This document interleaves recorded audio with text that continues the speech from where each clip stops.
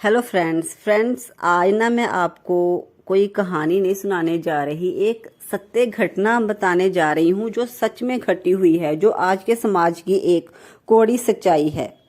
लखनऊ के एक उच्च वर्गीय बुढ़े पिता ने अपने पुत्रों के नाम एक चिट्ठी लिखकर खुद को गोली मारी।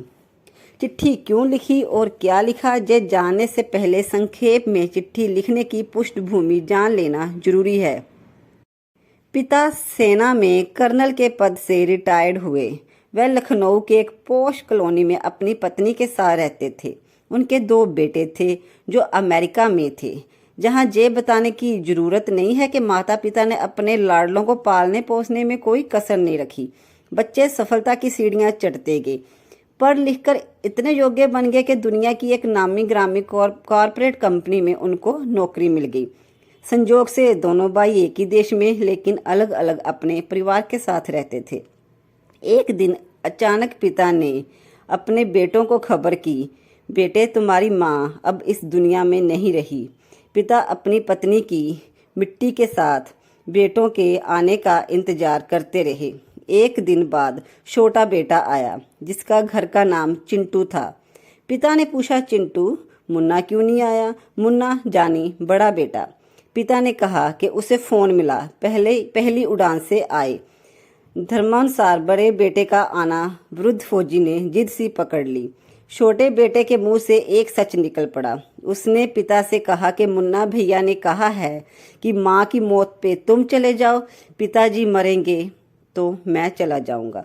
कर्नल साहब कमरे के अंदर गए, खुद को कई बार संभाला, फिर उन्होंने चंद पंक्तियों का एक पत्र लिखा जो इस प्रकार था।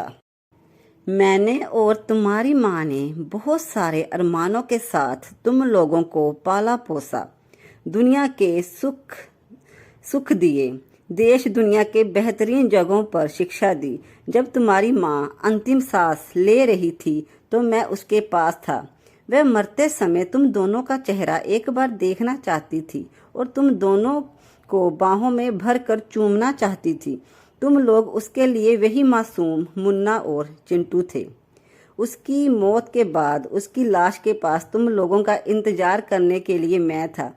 मेरा मन कर रहा था कि काश तुम लोग मुझे हौसला देते, मेरे पास होते। मेरी मौत के बाद मेरी लाश के पास तुम लोगों का इंतजार करने के लिए कोई नहीं होगा।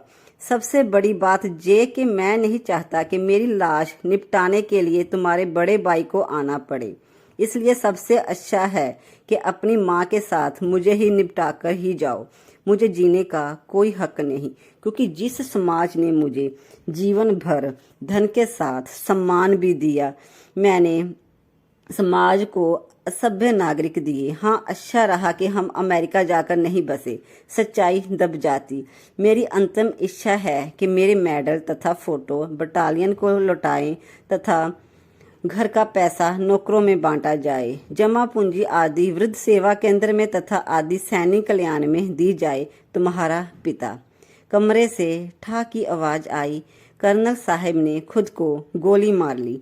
ये क्यों हुआ, किस कारण हुआ, कोई दोषी है या नहीं, मुझे इसके बारे में कुछ नहीं कहना।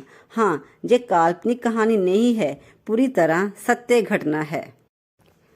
तो फ्रेंड्स, अब मैं आगे कुछ और कहना नहीं चाहूँगी। ये सब आप ही डिसाइड कीजिए कि क्या हमारा समाज कहाँ जा रहा है, कि इतनी पैसों की ज़रूरत बढ़ गई है कि हमें अपने माँ बाप से दूर जाना पड़ रहा है। इमोशंस, फीलिंग्स सब खत्म हुए जा रहे हैं। क्या आगे पेरेंट्स को अपने बच्चों पर कोई उम्मीद ना हो? पेरेंट्स को बच्चों से कोई उम्मीद तो नहीं होती, बस यही होता है कि थोड़ा टाइम उनके साथ स्पेंड कर ले। अब उन्हें पैसे की ज़रूरत नहीं होती, थोड़ा टाइम की ज़रूरत होती है। तो इस कहानी से जो ये कहानी है, जो आज के समाज का एक कोड़ा सच है जो बढ़ता जा रहा है, तो इस पर आपकी क्या राय है, प्लीज़ कमेंट में ज़रूर बताना।